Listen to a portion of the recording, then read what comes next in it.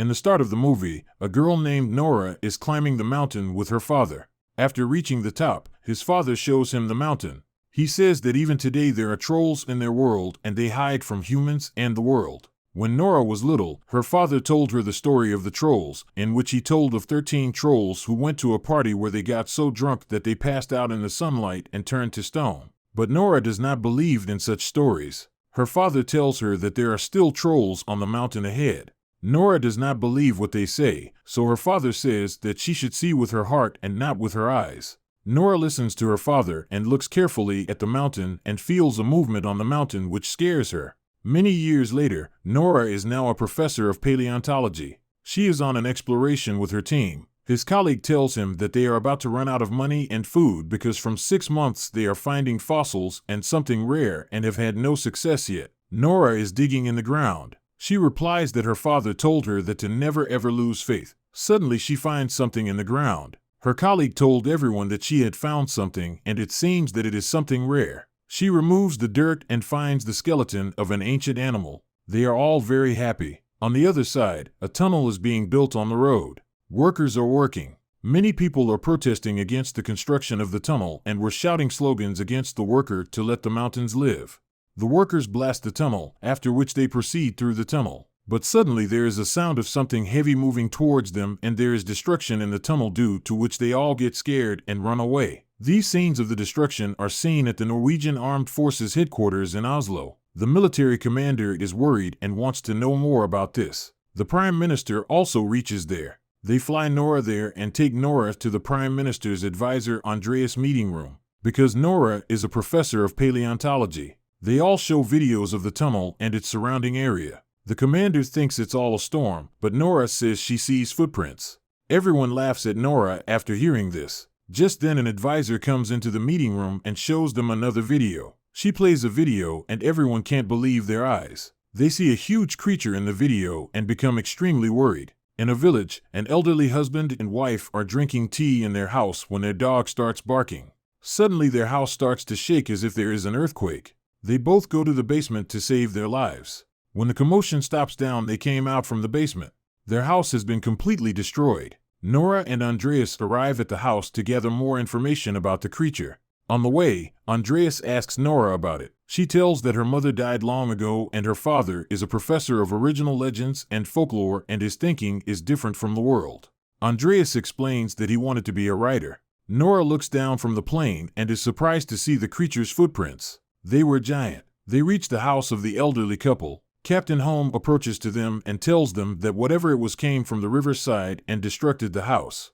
There were also giant footprints that were up to 3 kilometers, but after 3 kilometers those footprints suddenly disappear. Everyone was surprised to see such giant footsteps, but they were curious how that these only appear at an area of 3 kilometers and after that disappeared. Nora takes information from the elderly couple. Nora goes with the captain and Andreas to her father, who is living on a hill outside the city. He pulls a gun on them at first, but Nora stops him. When they go to the house, they see that his father has done a lot of research on trolls, and even today there are pictures of trolls in his house. Nora's father tells her that some time ago there was a similar thing that came out of the springs and caused such havoc and the thing disappeared by itself. The government knew about this, but hid it from the world. Nora listens to him and tells them that the same thing has come out again and shows the video to her father. She asks her father not to tell any story or folklore. His father looks at a picture and asks if she knows that until the 1940s there was a penalty for contacting trolls in Norway. He adds why we are not told about trolls. Nora gets angry at this. His father says that trolls roamed the land freely until recently. Nora says that if that were the case, they would get DNA samples from the trolls or they would find their remains like other extinct animals. His father prepares and leaves the house and everyone goes to the mountain on the plain. Nora's father says that it could be a female troll, but no one pays any attention to him. They landed on the mountain. His father smells the ground. Sometimes he jumps on the ground, and sometimes he eats grass. Captain looked his father and says that he is an interesting guy. Nora said that his father was always an eccentric and he went so far and loses his job over it. Nora goes to him. He says there is a problem with the land. Nora's father was happy to be on an adventure with his daughter after a long time. He says that he still remembers her childhood and the sparkle in her eyes when he tells him about the hidden secrets of the world, which was just like her mother's.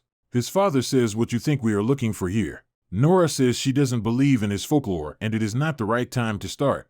His father says that people used to say the same thing about dinosaurs. All of a sudden, Nora smells something and clouds start to appear. Nora saw that a huge troll was opening its eyes in front of her. They all start running away from there. In no time, a huge troll stands in front of them. The captain takes a video of it in his camera and sends it to the military headquarters. Everyone is in shock to watch the troll. They have nothing to say. Please subscribe for more videos. Back to the video. They all reach the military headquarters. Nora forbids her father from talking about the troll, but his father walks in and talks about trolls, due to which he is thrown out of the room. Nora says she needs more time to figure it all out, but the Prime Minister says she doesn't have time. By the time Nora figures it all out, the creature will have wreaked havoc and will kill people in the city. She added that from now the troll will be handled by military and they will take every step to stop the troll, even if they want to use weapon and kill him.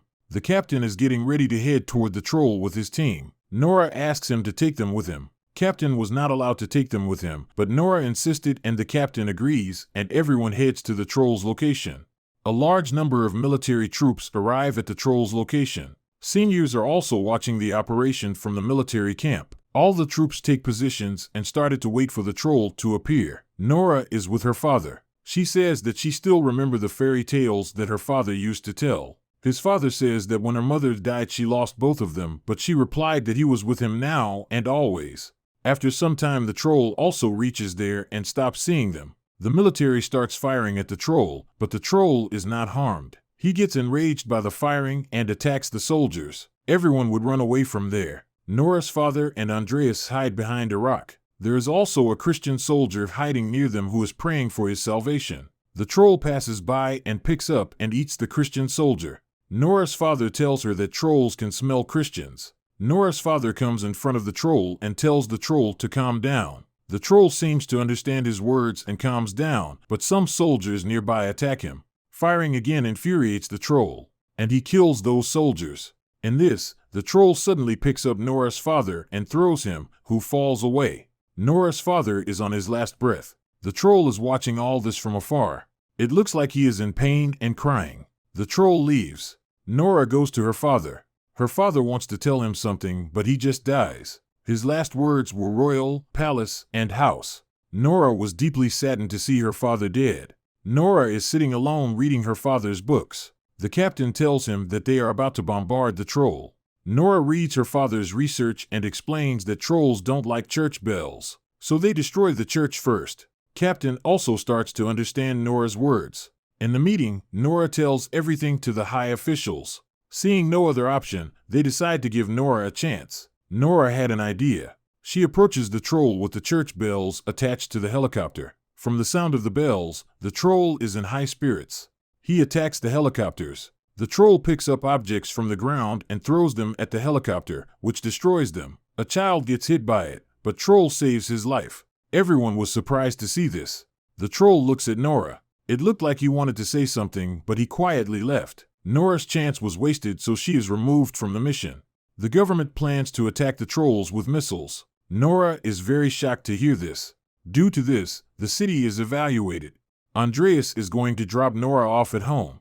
Nora was worried about the troll but didn't know what to do. Nora was thinking about what to do. She starts reading her father's books. Suddenly, he remembers her father's last words where he said about the royal palace. Nora decides to go to the royal palace and asks Andreas to drive the car to the palace. They reach the palace, but the guards don't let them inside. They insist, but the guards don't agree. Moments later, a man comes from inside the palace and Andreas tells him about himself. He brings them inside the palace. While passing through the palace, he tells them that in earlier times it was considered good that a king's house should be built on top of another king's house. That is why this palace is built here. It is originally home to trolls, and trolls are said to be kings of the mountains. The king who lives here has killed the trolls except for one child. He did not kill the child, but scared him and sent him to the mountains so that he would die there from fear of darkness. The troll who is now back after years wants to come here because this is his home, his place. The man brings them down inside the palace where many skeletons of trolls lie.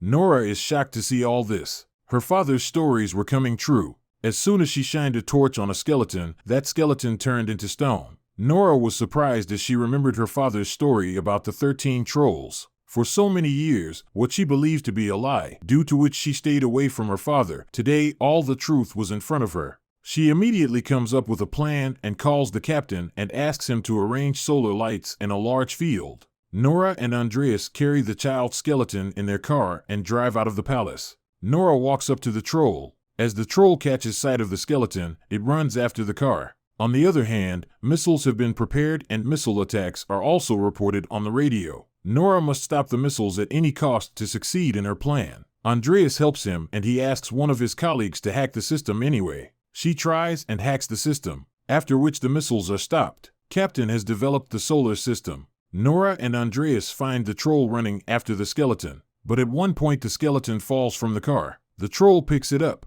He starts crying seeing the skeleton. The skeleton slips out of his hand and falls to the ground and breaks. The troll gets angry and starts running after the car. Nora and Andreas speed the car into the solar field and jump out of the car themselves. At the camp, his friend's hacking is discovered and a senior stops him, causing the missiles to turn on again and head for the trolls. As soon as the commander learns of the remaining soldiers there, he intercepts the missile. The troll reaches between the solar lights and the captain immediately turns on the lights. The plan was working and the troll slowly turns to stone. He screams in pain. Nora can't bear to see him run in pain and realizes that the troll didn't hurt anyone. Rather, he has saved the life of a child. She understands that the troll is also a creature of nature and this world is also hers. She immediately turns off the lights and walks in front of the troll and tells him loudly to go back into the mountains. He walks back into the darkness where his life is in danger. But it is too late as the sun comes out and the troll turns to stone. The troll falls to the ground. Nora regrets not being able to save the troll. The military camp team reaches there. The Prime Minister also comes here. She meets Nora and tells her that her father's story has been proven true. Nora also gets convinced that her father was telling the truth. Anders goes to the Prime Minister and says he is quitting because he wants to be a writer. He leaves with Nora. Andreas asks Nora if more trolls are living in the mountains. Hearing this, Nora smiles. With that, the film ends. Do you think trolls really exist? Leave a comment, would love to hear your thoughts. See you on the next video.